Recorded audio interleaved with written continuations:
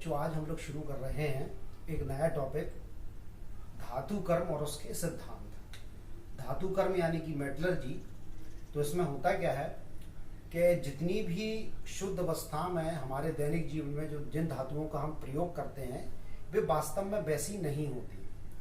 प्राकृतिक अवस्था में ये किसी अन्य तत्वों के साथ मिलकर ये खनिज या अयस्क के रूप में जमीन के अंदर या हमारे पृथ्वी के धरातल के नीचे पाई जाती हैं, खनिज या अयस्क के रूप में। तो जब जमीन से धरातल से खोद कर, जैसे हम कहते हैं खनन करना खनन, तो जमीन को खोद कर खनिज और अयस्कों को निकाल कर उससे शुद्ध धातु को परिष्कृत करना या शुद्ध करना, उससे निष्कर्षित करना, ये पूरी एक प्रोसेसिंग होती है लंबी, और ये कई चरणों में होती है। पहले अयस्क को खोद कर निकालते हैं, फिर उसका सांद्रण करते हैं, फिर उसका निस्तापन करते हैं, फिर उसका भर्जन करते हैं। तो ये जो प्रोसेसिंग होती है कई स्टेप बाय स्टेप होती है। इस पूरी कंप्लीट प्रोसेसिंग को, रिएक्शंस को हम धातु कर्म कहते हैं। यानी कि एक खनिज या अयस्क से शुद्ध धातु के निर्माण की प्रोसेसिंग को धातु कर्म सिद्धांत या मेटलर्जी कहते हैं। तो उसमें सबसे पहली बात आती है कि अयस्क क्या होते हैं। अयस्क इसे कहते हैं ओर्स। एक्चुअली कोई सी भी धातु जो होती है, धातु या तत्व, ये मुक्त अवस्था में नहीं होते, ये किसी ना किसी अन्य तत्वों के साथ मिलकर यौगिक अवस्था में होते हैं। हम लोहा चूंकि हमारी एक मुख्य धातु होती है, और जिन्हें भी शायद अब लोहे के बनाता हो अपने जीवन की कल्पना भी नहीं कर सकते हैं। दैनिक जीवन में हर जगह लोहे धातु का प्रयोग हम किसी न किसी रूप में करते हैं। तो सबसे पहले लोहे के अयस्क के बारे में पढ़ेंगे, लोहे के अयस्क और खनिज। तो लोहे के ये अयस्क हैं ओर्स। एक होता है Fe2O3 hematite, magnetite Fe3O4, iron pyrite FeS2, copper pyrite CuFeS2, siderite FeCO3। अब धातुओं के अयस्क और खनिज में थोड़ा सा अंतर होता है। होता क्या है कि जमीन से खोदकर जो भी यौगिक हम निकालते हैं उसमें उस धातु के साथ अन्य तत्वों की भी अशुद्धियां मौजूद रहती हैं, या कई और अन्य तत्व उसके साथ मिले रहते हैं। तो उसको सम्मिलित रूप में कहते हैं खनिज। अब इसके बाद खनिज से कैसे अलग होता है। पर्टिकुलर खनिज, जैसे कोई खनिज खोद के निकाला हमने, और उस खनिज में यदि कोई धातु विशेष की प्रधानता, प्रतिशत मात्रा किसी धातु की ज्यादा है, कॉपर की या आयरन की, जिस खनिज में किसी भी उस धातु की प्रतिशत मात्रा ज्यादा होती है, यानी कि व्यापारिक या आर्थिक दृष्टि से उस खनिज से हम उस धातु की प्रतिशत मात्रा ज्यादा कैलकुलेट कर सकते हैं, निकाल सकते हैं, निष्कर्षित कर सकते हैं, उस खनिज को उस धातु विशेष का अयस्क कहते हैं। जैसे कि अगर किसी नमूने या किसी खनिज के नमूने में, सैंपल में अगर कॉपर धातु की प्रतिशत मात्रा ज्यादा निकली तो उसको हम कॉपर का अयस्क बोलेंगे। यदि किसी खनिज के नमूने में आयरन की प्रतिशत मात्रा ज्यादा निकलती है तो उसे आयरन का अयस्क कह सकते हैं। तो इस तरीके से कॉपर या लेड या आयरन, इन सब धातुओं के अयस्क अलग अलग होते हैं, उनसे निकाली जाने वाली धातुओं की प्रतिशत मात्रा के आधार पर। तो इस तरीके से सभी अयस्क तो खनिज हो सकते हैं, लेकिन सभी खनिज अयस्क नहीं होते। तो इस तरीके से हम अब सबसे पहले देखते हैं आयरन के अयस्कों के बारे में, और जो हम मेटलर्जी पढ़ेंगे तो आयरन विशेष के बारे में पढ़ेंगे, यानी कि लोहे का धातु कर्म सिद्धांत। कैसे इसके खनिज को हम खोदकर, धरातल से खोदकर बाहर निकालते हैं, फिर इसका सांद्रण करते हैं, फिर इसके बाद इसका निस्तापन करते हैं, भर्जन करते हैं। कई स्टेप में हम जब चलते हैं तो कहीं जाके हमें शुद्ध धातु प्राप्त होती है। तो तो इसमें हम हेडिंग डालेंगे लोहे का धातु कण, आयन या लोहे का धातु कण। अब क्या करते हैं हम सबसे पहले कि जो अयस्कों को हम पृथ्वी के धरातल के नीचे से खोद कर निकालते हैं, उस प्रोसेस को कहते हैं खनन या माइनिंग। तो सभी लोगों को पता होगा कि खनन या माइनिंग होता क्या है। बड़े बड़े जो मैकेनिकल प्रोसेस मशीनों और क्रेन की सहायता से हम जमीन से इन खनिजों को खोद कर बाहर निकालते हैं। तो मिट्टी के ढेर के रूप में ये बड़े बड़े होते हैं और मैकेनिकल प्रोसेस और हैमरिंग प्रोसेस से इनको छोटे छोटे टुकड़ों में तोड़ते हैं और पाउडर फॉर्म में बना लेते हैं किसी भी धातु के खनिज और अयस्क को। अब इसके बाद क्या करते हैं, इनका सबसे पहला स्टेप होता है सांद्रण या कंसंट्रेशन। जो अयस्क हमारा आया है, जमीन से खोद कर निकाला है खनन माइनिंग प्रोसेस से, उसका हम सांद्रण करते हैं। ये फर्स्ट प्रोसेस होती है सांद्रण। ये 4 प्रोसेस के अकॉर्डिंग हो सकता है, 4 प्रकार का ये सांद्रण हो सकता है। क्योंकि 4 प्रकार से क्यों है, क्योंकि हर अयस्क में जो अशुद्धि की मात्रा और उसके प्रकार अलग अलग होते हैं। हो सकता है किसी अयस्क में धातु के साथ सिलिका की मात्रा ज्यादा हो, किसी अयस्क में लेड की मात्रा ज्यादा हो, किसी में ऑक्सीजन की मात्रा ज्यादा हो, किसी में आर्सेनिक की मात्रा ज्यादा हो। तो खनिज या अयस्क में धातु के साथ उपस्थित अशुद्धियों के आधार पर सांद्रण प्रोसेस भी अलग अलग प्रकार का होता है। तो पहला जो सांद्रण प्रोसेस होता है गुरुत्वीय पृथक्करण विधि, यानी जिसे कहते हैं ग्रेविटी सेपरेशन प्रोसेस। इसमें क्या होता है कि जो बारीक पिसा हुआ जो पाउडर की फॉर्म में होता है,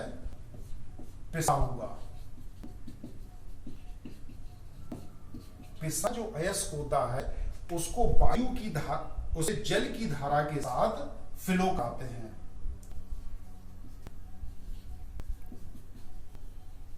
वाटर स्ट्रीम, जल धारा के साथ प्रवाह कराते हैं। जैसे बहते हुए जल की धारा में अयस्क को डाल देते हैं तो होता क्या है, जो अयस्क के जो भारी कण होते हैं वो तली में नीचे बैठ जाते हैं और जो हल्की जो शुद्धियां होती हैं वो ऊपर तैर कर आगे की तरफ सक जाती हैं या निकल जाती हैं।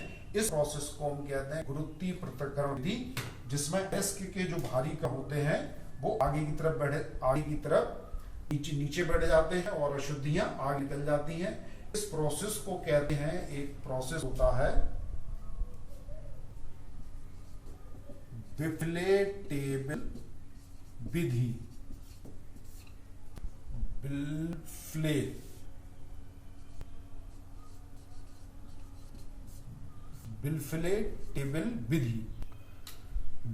टेबल विधि, इसमें एक इंक्लिनेशन पर इस टाइप्स के लकड़ी की बनी हुई संरचनाएं होती हैं जिसमें अयस्क को ओर्स को गिराते हैं और वाटर के साथ भीग कर अयस्क के कण नीचे बैठ जाते हैं और अशुद्धियां ऊपर जो हल्की अशुद्धियां ऊपर निकल जाती हैं और अयस्क के कण नीचे बैठ जाते हैं। ये बिल्फिले टेबल विधि कहलाती है। कुल मिला के ये है कि जो अयस्क के जो भारी कण होते हैं जो ग्रेविटी के कारण नीचे नली में बैठ जाते हैं और हल्की अशुद्धियां आगे निकल जाती हैं। अगली विधि है चुंबकीय पृथक्करण विधि। चुंबकीय पृथक्करण विधि में क्या होता है, जिस तरीके से हमारी गेहूं पीसने की जो मिल होती है, रोलर मिल होती है, चक्की होती है, जिसमें 2 पट्टे लगे रहते हैं इस टाइप से,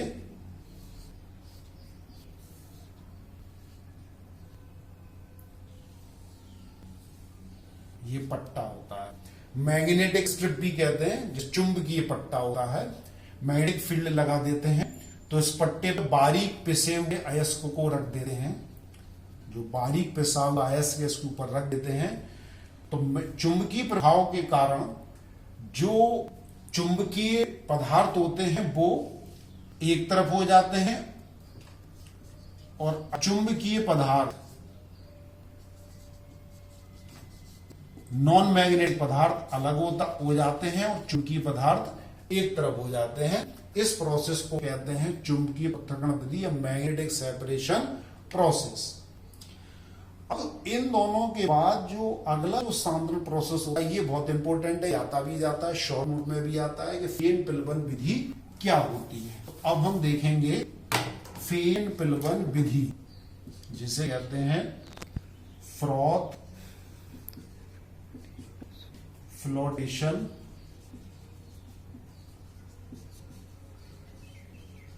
प्रोसेस कहते हैं, फेन-पिल्बन विधि। इस फेन-पिल्बन विधि में ज्यादातर उन अयस्कों का सांद्रण करते हैं जिनमें सल्फर की अशुद्धि ज्यादा मिलती है। सल्फर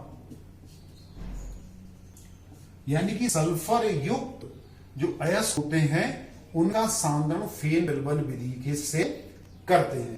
तो इसमें क्या करते हैं, सबसे पहले फेन-पिल्बन विधि में जिसे फ्रॉथ फ्लोटेशन प्रोसेस कहते हैं, इसमें ज्यादातर जो सल्फाइड अयस्क होते हैं या ऐसे जिसमें सल्फर की मात्रा ज्यादा होती है उसमें फेन-पिल्बन विधि में उसका सांद्रण करते हैं।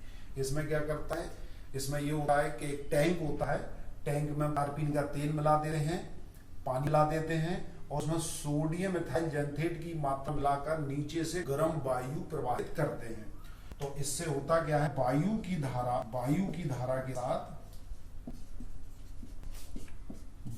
धारा के साथ जब वायु प्रवाहित करते हैं तो सल्फर के जो कण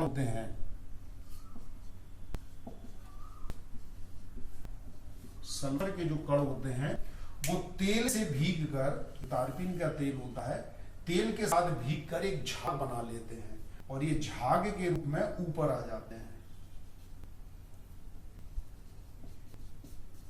झाग के रूप में ऊपर आ जाते हैं और जो अयस्क के कण हैं वो पानी से भीगकर तली में नीचे एकत्रित हो जाते हैं। इस विधि को हम कहते हैं फेन-पिल्बन विधि। फिर इसके बाद अगली है लीचिंग प्रोसेस। लीचिंग प्रोसेस में ज्यादातर ये केमिकल रिएक्शन प्रोसेस होती है और इसमें साइनाइडेशन प्रोसेस भी होता है। इसमें ज्यादातर उन धातुओं का सांद्रण करते हैं जो कीमती धातुएं होती है, सिल्वर और गोल्ड। ये गोल्ड है सोना और ये सिल्वर चांदी। तो इसमें साइनाइड प्रोसेस के थ्रू जो अशुद्धियां होती हैं, जो अभी अशुद्धियां होती हैं वो अलग हो जाती हैं। तो इस तरीके से सबसे पहला स्टेप हमारा होता है सांद्रण का, जिसमें चुंबकीय पृथक्करण विधि पहली, गुरुत्वीय पृथक्करण विधि पहली, फिर चुंबकीय पृथक्करण विधि, फिर फेन-पिल्बन विधि, फिर लीचिंग।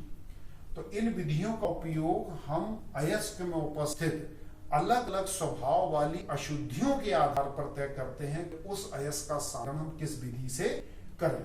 यदि किसी अयस्क में सल्फर की मात्रा ज्यादा होगी तो उसका सांद्रण फेन-पिल्बन विधि से करेंगे। यदि लौह तत्वों की मात्रा अधिक होगी तो उसे चुंबकीय पृथक्करण विधि से उसे अलग सांद्रण करेंगे।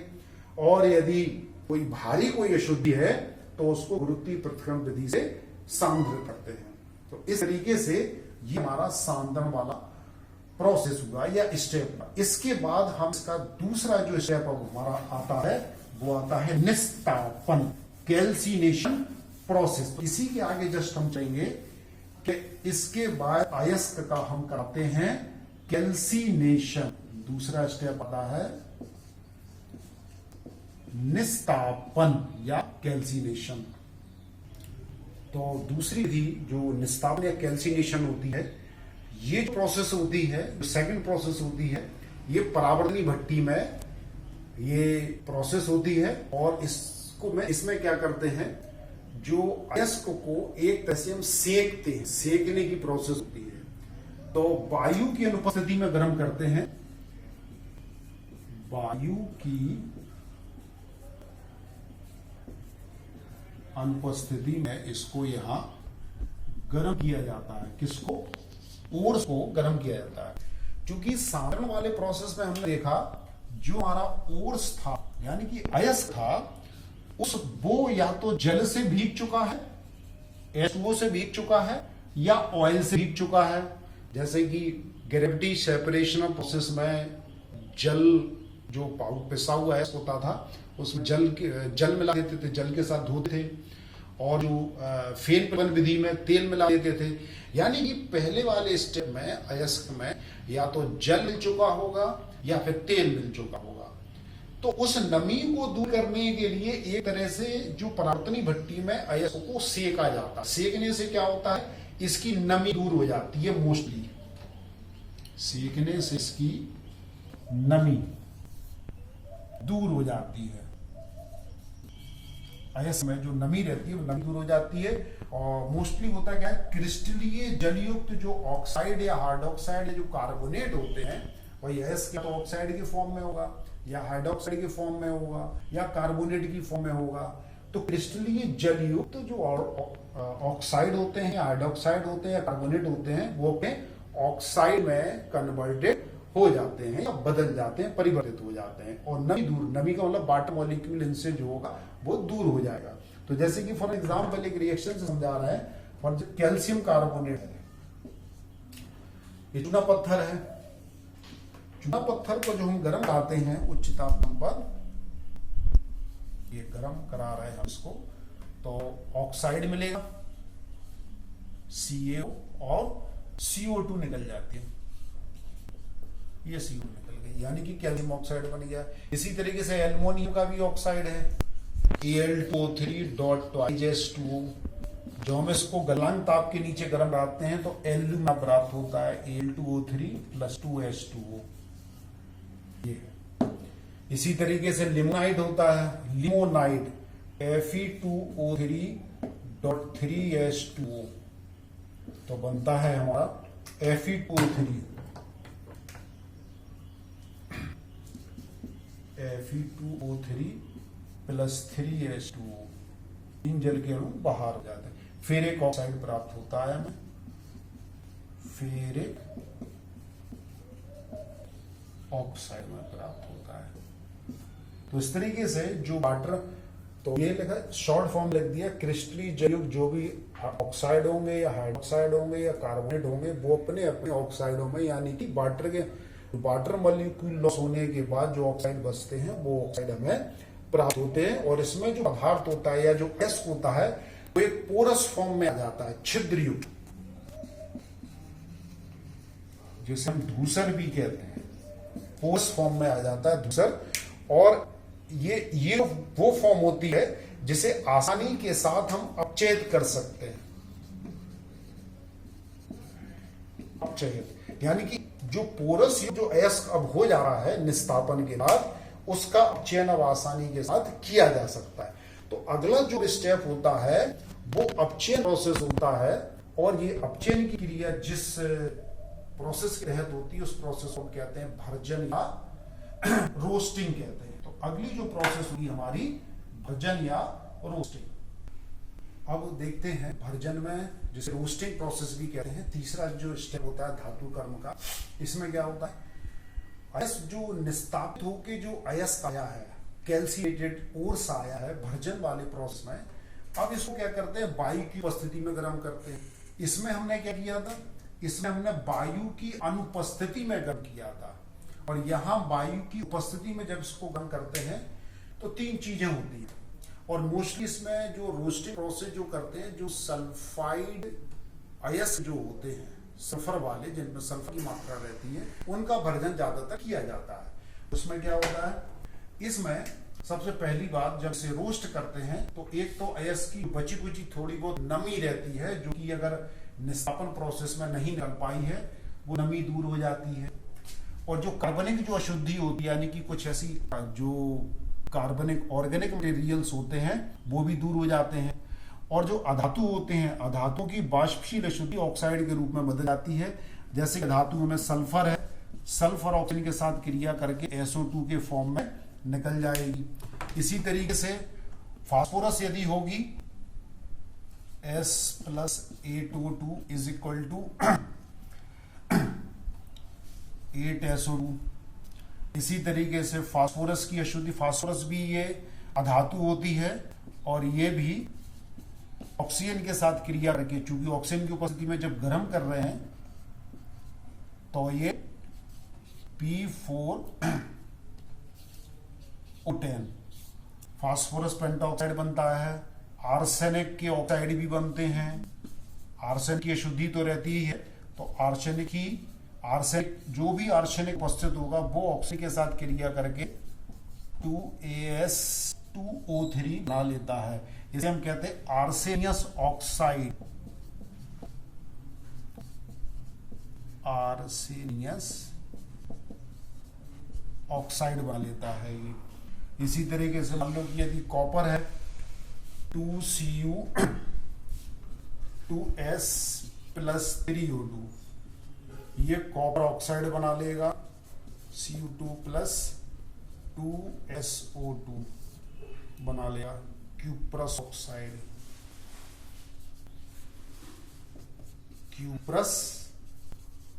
ऑक्साइड बना लेगा। तो इस तरीके से जितनी भी ये अधातु होती हैं, अधातुओं की यदि मिश्रण होगा तो ये ऑक्सीजन के साथ क्रिया करके अपने अपने ऑक्साइड बना लेते हैं। तो इस तरीके से ये इसमें भर्जन प्रोसेस में ये होता है। वायु की उपस्थिति में गर्म करते हैं और मोस्टली जो सल्फाइड एस होते हैं उनको हम रोस्टिंग प्रोसेस में ले जाते हैं। नमी दूर हो जाती है, कार्बनिक अशुद्धि दूर हो जाती है। जो अधातु वगैरह होते हैं, ये सब अधातु हैं, नॉन मेटल जिन्हें कहते हैं, ये बाष्पीय अशुद्धियां जो होती हैं वो ऑक्साइड के रूप में ये बदल जाती हैं। अब इस तरीके से अयस्क हमारा अगले चरण के लिए तैयार होता है। जो अगला जो स्टेप है, अगला चरण है, वो आता है प्रगलन का। अगला जो स्टेप आता है, चौथा स्टेप प्रगलन का आता है। तो सांद्रण पहला हो गया, निस्तापन, भर्जन के बाद प्रगलन। तो प्रगलन स्टेप हम देखेंगे अब। तो प्रगलन वाले खंड में जब वो भर्जित अयस्क को हम प्रगलित कराते हैं तो प्रगलन कराने की क्रिया पात्या भट्टी में कराते हैं, ब्लास्ट फर्नेस में कराते हैं। जो भर्जित अयस्क आता है इस स्टेप से, उसका प्रगलन कराते हैं बात्या भट्टी में। तो बात्या भट्टी ये इस टाइप की होती है। ये डायग्राम बनाया हुआ है, एक रेखांकित डायग्राम है बात्या भट्टी का, जो करीब करीब ये 25 से 60 मीटर की ऊंचाई की या हाइट होती है इसकी, और 8 से 10 मीटर लगभग इसका व्यास होता है। नीचे का हिस्सा थोड़ा सा चौड़ा होता है, फिर सकरा हो जाता है, और नीचे से ऊपर की तरफ जाने पर और सकरा होता चला जाता है, सुराही की गर्दन की तरह। तो इसका स्ट्रक्चर कुछ ऐसा होता है कि इसकी दीवारें जो होती हैं वो अग्नि से ईंटों की बनी रहती हैं, यानी कि इनकी ताप रोधन क्षमता सबसे अधिक होती है। इस भट्टी में अंदर की तरफ अग्नि से ईंटों का अस्तर ला रहता है। अग्नि से ईंटें क्या होती है, इनकी ताप रोधन क्षमता सबसे अधिक होती है। और इसके ऊपर गर्दन के ऊपर कप एंड कोन की व्यवस्था होती है, जिससे कि हम जो अयस्क डालते हैं उस अयस्क को घान या चार्ज कहते हैं, और उसको ये कप एंड कोन व्यवस्था से ऊपर से डाला जाता है। साथ में कोक और गालक का मिश्रण भी साथ में मिलाते हैं, और नीचे इसके टायर्स लगे रहते हैं जिनमें गर्म वायु प्रवाहित की जाती है, और ये गर्म वायु नीचे से ऊपर की तरफ उठती चली जाती है। ऊपर से अयस्क जो है वो चार या घान के रूप में ऊपर से नीचे गिरता है, और नीचे से गर्म वायु ऊपर की तरफ उठती है। तो इसके निचले हिस्से, भट्टी के निचले हिस्से का तापमान सबसे अधिक होता है। इसी अलग अलग तापक्रम के आधार पर इस भट्टी में 4 अलग अलग जोन के आधार पर रासायनिक क्रियाएं अयस्क के साथ होती हैं। ये क्रियाएं अयस्क में उपस्थित जो धातु होती है और उसके जो ऑक्साइड होते हैं उनकी क्रिया कार्बन या कोक के साथ होती है, चूना पत्थर के साथ होती है। तो हमें निचले वाले हिस्से में पिघली हुई धातु हमें अंत में प्राप्त होती है। तो एक तरह से कार्बन के साथ अयस्क का अपचयन होता है, और ये अपचयन किस कारण होता है, जब इसमें कार्बन या कोक मिला देते हैं। तो एक तरह से यहाँ पर धातु अयस्क का पिघली हुई धातु में अपचयन होता है, किसकी उपस्थिति में, कोक या गालक की उपस्थिति में। तो इसमें चाहे तो ऊपर से शुरू करो या नीचे से शुरू करो। इसका सबसे नीचे का जो हिस्सा होता है टॉयर्स गर्म वायु भेजते हैं, जिसमें तापमान करीब होता है 1500 से 1600 से 1500 डिग्री सेंटीग्रेड होता है। इसे कहते हैं कंबशन जोन या दहन खंड, जिसमें कार्बन ऑक्सीजन के साथ जो कोक होगा वो ऑक्सीजन के साथ क्रिया करके CO2 बनाता है, कार्बन डाइऑक्साइड, और कार्बन डाइऑक्साइड कोक के साथ मिलकर कार्बन मोनोऑक्साइड बनाता है। फिर इसके बाद और सबसे जिसके अंत में पिघली हुई धातु प्राप्त होती है, ऊपर से नीचे की तरफ जाते हैं। उसके बाद तापक्रम थोड़ा और कम होता है, तो 1200 से 1300 डिग्री टेम्परेचर की ये जोन। इसमें कोक की क्रिया जो पिघला हुआ जो आयरन होता है, चूंकि आयरन पिघलना शुरू होता है, अयस्क के साथ पिघलता है, जिसे लिक्विड आयरन भी कहते हैं या स्पंजी आयरन भी कहते हैं। तो लिक्विड आयरन और कोक की आपस में क्रिया होती है फ्यूजन जोन में। इसके जो ऊपर का तापक्रम का जो हिस्सा होता है वो 800 से 1000 डिग्री सेंटीग्रेड का होता है, जिसे कहते हैं स्लैग जोन या धातु मलखंड। इसमें कैल्शियम कार्बोनेट, कैल्शियम ऑक्साइड और CO2 में टूटता है, और कैल्शियम ऑक्साइड सिलिका के साथ, क्योंकि सिलिका यहाँ गालक का काम, सिलिका या बालू ये गालक का काम करती है। गालक का मतलब होता है जो अशुद्धि होगी वो अशुद्धि को दूर कर देती है। तो यहाँ कैल्शियम ऑक्साइड और सिलिका बालू के साथ क्रिया करके कैल्शियम सिलिकेट बनाता है, जिससे स्लैग या धातुमल बन जाता है, और धातुमल पिघली हुई धातु के ऊपर तैरता रहता है। इसके बाद सबसे ऊपर का जो हिस्सा होता है उसका तापमान होता है 400 से 700 डिग्री सेंटीग्रेड होता है। इस खंड को कहते हैं अपचयन खंड। अपचयन खंड या रिडक्शन जोन। इसमें जो आयरन का जो ऑक्साइड होता है कार्बन मोनोऑक्साइड से क्रिया करके, चूंकि कार्बन मोनोऑक्साइड में यहां प्राप्त हो रही थी, कार्बन मोनोऑक्साइड के साथ क्रिया करके आयरन और कार्बन डाइऑक्साइड बनाता है, और फिर जो और ऑक्साइड होते हैं वो कोक के साथ क्रिया करके स्पॉन्जी आयरन बनाता है। Fe आयरन में स्पॉन्जी पोरस युक्त आयरन हो जाता है लुगदी टाइप में। और कार्बन मोनोऑक्साइड इसी स्पॉन्जी आयरन की उपस्थिति में कार्बन डाइऑक्साइड में दोबारा से परिवर्तित हो जाता है और हमें कार्बन प्राप्त होता है। ये कार्बन फिर CO बनाने के काम में आता है। तो इस तरीके से ये ऊपर से नीचे की तरफ जाने पर तापक्रम भट्टी का बढ़ता चला जाता है, 400 से 700, 800 से 1000 और 1200 से 1300 डिग्री सेंटीग्रेड ताप की उपस्थिति में। और इस खंड में स्लैग जोन और फ्यूजन जोन के अब तक आते आते यहाँ पर जो आयरन जो हमारा होता है लोहा, ये पूरी तरीके से कार्बन के साथ मिलकर सैचुरेटेड हो जाता है। यानी कि आयरन जो है, आयरन कार्बन के साथ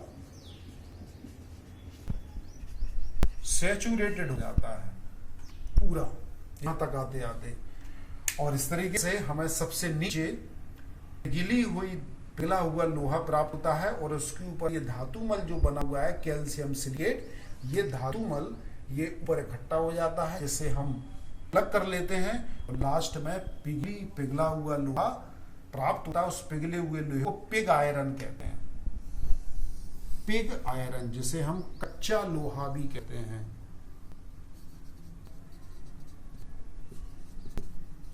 कच्चा लोहा कहते हैं।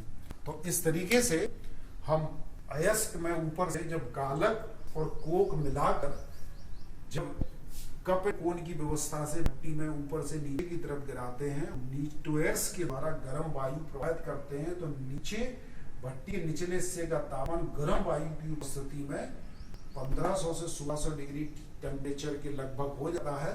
और इतने अधिक टेम्परेचर में कोक ऑक्सीजन के साथ क्रिया करके CO2 और CO2 फिर कन्वर्ट होती है कार्बन मोनोऑक्साइड में। यही कार्बन मोनोऑक्साइड आयरन के ऑक्साइड का अपचयन स्पॉन्जी आयरन है